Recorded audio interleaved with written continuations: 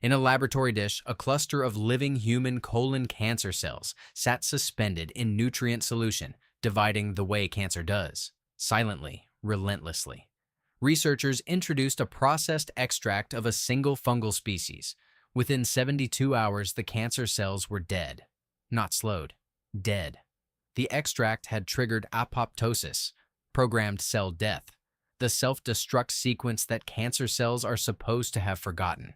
The higher the dose, the more cancer cells died. A clean linear dose-response curve, and the healthy human cells in the adjacent control dish were completely unharmed. The compound had hunted cancer selectively. That is the kind of result that sends a pharmaceutical company into a licensing frenzy. Except no one moved, because the organism that produced this result cannot be synthesized in a factory. It cannot be patented, and it cannot justify a $150,000 chemotherapy invoice. It is a mushroom that grows on dead hardwood trees in temperate forests across 6 continents. A mushroom that Chinese imperial physicians were prescribing for terminal illness 2,000 years ago. And a mushroom whose name most Western oncologists have never spoken in a clinical setting. Its scientific name is Ganoderma lucidum. In China, Lingzhi. In Japan, Reishi. Today, we are opening a vault that connects ancient Chinese pharmacology to modern immunology to the cancer treatment options that have never appeared on your doctor's desk. By the end of this video, you will know what the research actually says, why almost no one is talking about it, and how to source and prepare this mushroom yourself.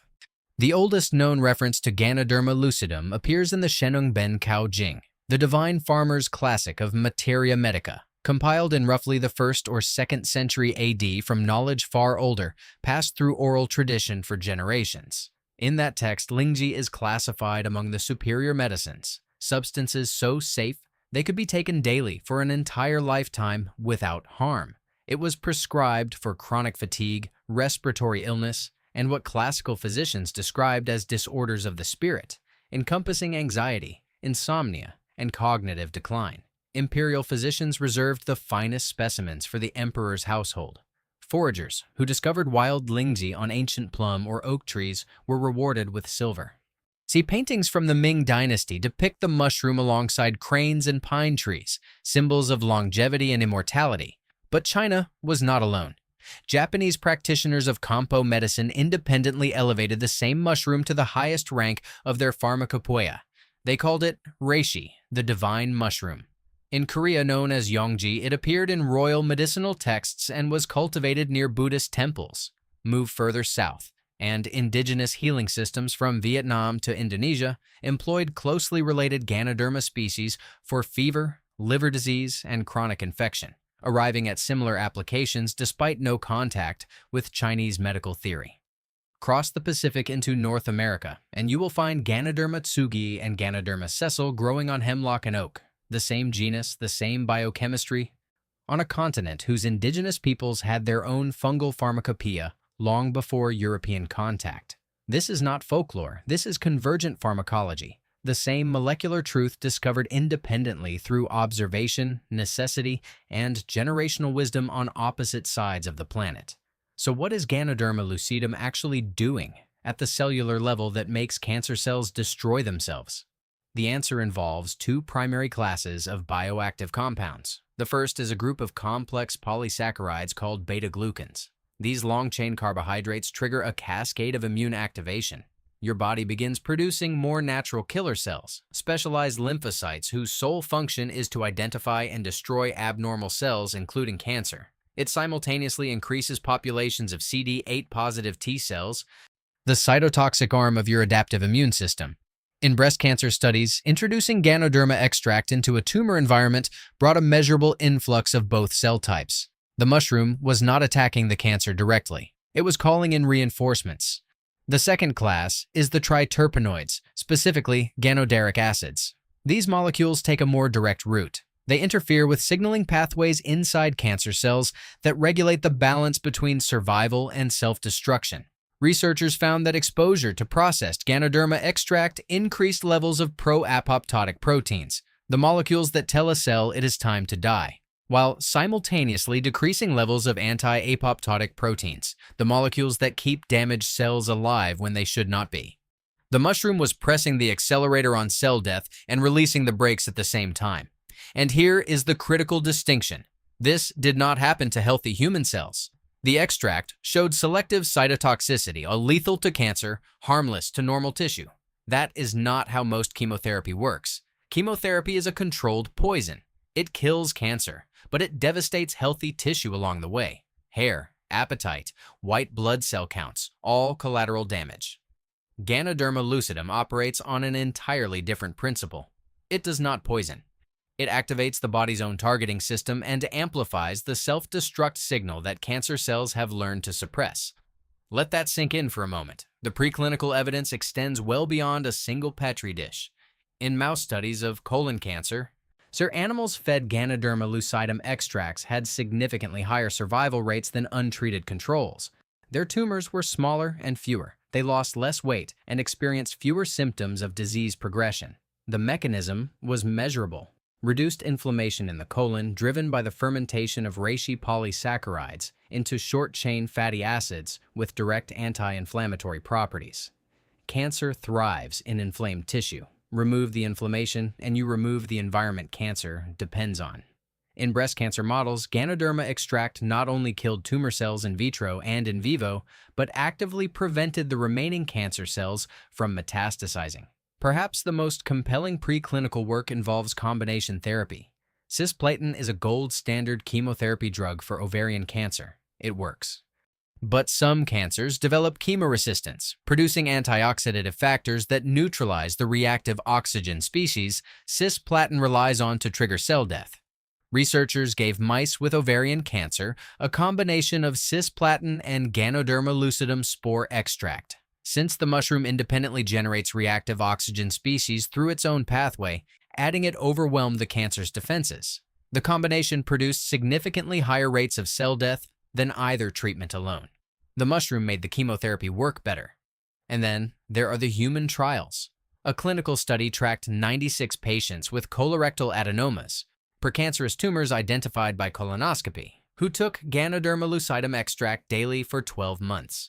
A control group of 102 patients received no supplement. At the end of the year, the control group had more tumors and larger ones. The treatment group had fewer tumors than they started with, and the remaining ones had shrunk. In a separate trial, 30 advanced stage cancer patients took Ganoderma, an oral preparation of Ganoderma lucidum, 3 times daily for 12 weeks. Researchers measured increases in natural killer cell activity and shifts in immune signaling markers. The results were not uniform across every patient, but the direction was consistent. The immune system was being mobilized. Now, if a pharmaceutical compound showed this profile, selective cancer cell killing, immune activation, chemotherapy potentiation, anti-metastatic properties, it would be the most talked about oncology drug on the planet. Stock prices would triple overnight. So why have you never heard of Ganoderma lucidum in an oncologist's office? The answer is not a conspiracy. It is something more ordinary and more frustrating. Economics. You cannot patent a mushroom. Ganoderma lucidum is a wild organism. It grows on fallen hardwood trees across Asia, Europe, and the Americas. Anyone with basic mycology knowledge can identify it, harvest it, and extract it at home for the cost of a few hours and a bottle of grain alcohol. You cannot build a pharmaceutical monopoly around something that grows on a dead oak tree. You cannot charge $10,000 per treatment course for a fungus that reproduces itself for free. And you cannot justify $100 million in clinical trial costs when there is no patentable molecule at the end of the pipeline. The global oncology drug market generates over $200 billion per year. That figure depends on patients requiring proprietary compounds manufactured under exclusive license. Every cancer patient who improves their outcome with a freely available mushroom is a patient not purchasing a full course of branded adjuvant therapy. The incentive structure does not merely fail to promote Ganoderma lucidum research, it actively discourages it, and you can see this in the evidence gap itself. The preclinical data is extensive, hundreds of studies across multiple cancer types, multiple mechanisms, multiple animal models. The clinical data is sparse, a handful of small trials from the early 2000s with sample sizes in the dozens. Not because the mushroom failed in humans, but because no one with the resources to run large-scale trials has any financial reason to do so. A Phase 3 oncology trial costs between $50 million and $300 million. Who writes that check for a mushroom? And so the knowledge stays buried, not locked in a vault, not suppressed by shadowy executives, simply made invisible by the ordinary machinery of profit-driven research funding. Search for cancer treatment options online, and the first 10 pages will be dominated by pharmaceutical brands and hospital networks, each backed by marketing budgets that a wild mushroom does not have. Open a medical textbook, and you will find Ganoderma lucidum mentioned nowhere in the oncology chapter. Not because the evidence was weighed and found lacking, but because the evidence was never funded at the scale required to enter the canon. To be fair, conventional cancer treatment saves lives every day. Surgery, radiation, and chemotherapy are powerful tools backed by decades of rigorous validation. No one should replace their oncologist's protocol with a mushroom. What the research does support, strongly, repeatedly across multiple cancer types, is that Ganoderma lucidum can function as a potent complementary therapy. It can boost immune response, it can potentiate chemotherapy, it can reduce inflammation, and it can do this at a cost that rounds to zero. The fact that this option is not routinely discussed in clinical settings is not a failure of science. It is a failure of economics. So here's how you use it. Ganoderma lucidum grows on dead or dying hardwood trees, particularly oak, maple, elm, and hemlock, in temperate forests across North America, Europe, and Asia. The fruiting body is distinctive, a kidney-shaped or fan-shaped bracket with a glossy lacquered surface ranging from deep reddish-brown to almost black. The underside is white with a fine pore surface, no gills. When fresh, it is woody and tough, not soft like a culinary mushroom. If you can dent it easily with your fingernail, it is not reishi. Carry a field guide specific to your region or learn from an experienced forager before harvesting wild specimens. If foraging is not practical, dried Ganoderma lucidum slices and powder are widely available from specialty mushroom suppliers and herbal shops. A 250-gram bag of dried reishi slices typically costs between $15 and $25 and will last 2 to 3 months of daily use. The traditional preparation is a water decoction. Take 3 to 5 grams of dried reishi slices, roughly a small handful, and simmer them in 500 to 700 milliliters of water on low heat for 60 to 90 minutes. Do not boil aggressively. You want a gentle simmer that slowly draws the water-soluble polysaccharides and beta-glucans into solution. The liquid will reduce by about half and turn a deep amber brown. Strain it and drink it warm. The taste is bitter and earthy. This is not a pleasant tea, and that is fine. You are making medicine, not a beverage. For a more complete extraction, prepare a dual extract. First, make the water decoction as described above. Then, take the spent mushroom slices and place them in a glass jar.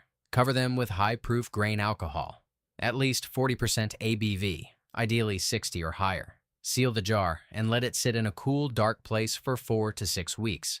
Shaking gently every few days. After the soak, strain the alcohol extract and combine it with your water decoction at a 1-to-1 ratio. This dual extraction captures both the water-soluble beta-glucans and the alcohol-soluble triterpenoids, the two compound classes responsible for the anti-cancer effects. Store in a dark glass bottle. A standard dose is 2 to 4 milliliters taken once or twice daily. A 3-month supply of dual-extracted reishi tincture, prepared at home, costs roughly $20 to $30 in materials. A comparable commercial supplement runs $40 to $80 per month, and most use only hot water extraction, capturing the polysaccharides but missing the triterpenoids entirely. One important caution. If you are currently undergoing cancer treatment, do not add reishi to your regimen without discussing it with your oncologist.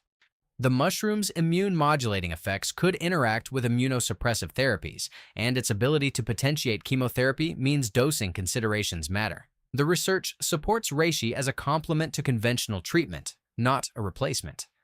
Chinese emperors knew this mushroom 2,000 years ago. Japanese healers built treatment philosophies around it. Korean monks cultivated it in temple gardens. And today, modern laboratories have confirmed, mechanism by mechanism, what those ancient practitioners observed with nothing more than careful attention and time. The wood did not keep it secret. We simply stopped asking the right questions. Every share puts a crack in the wall built around knowledge that was never anyone's to lock away. If this changed how you think about what grows in the forest behind your house, subscribe and hit the bell so you never miss what we uncover next. Every like tells the algorithm this matters more than another ad. Stay curious, stay self-reliant. I will see you in the next one.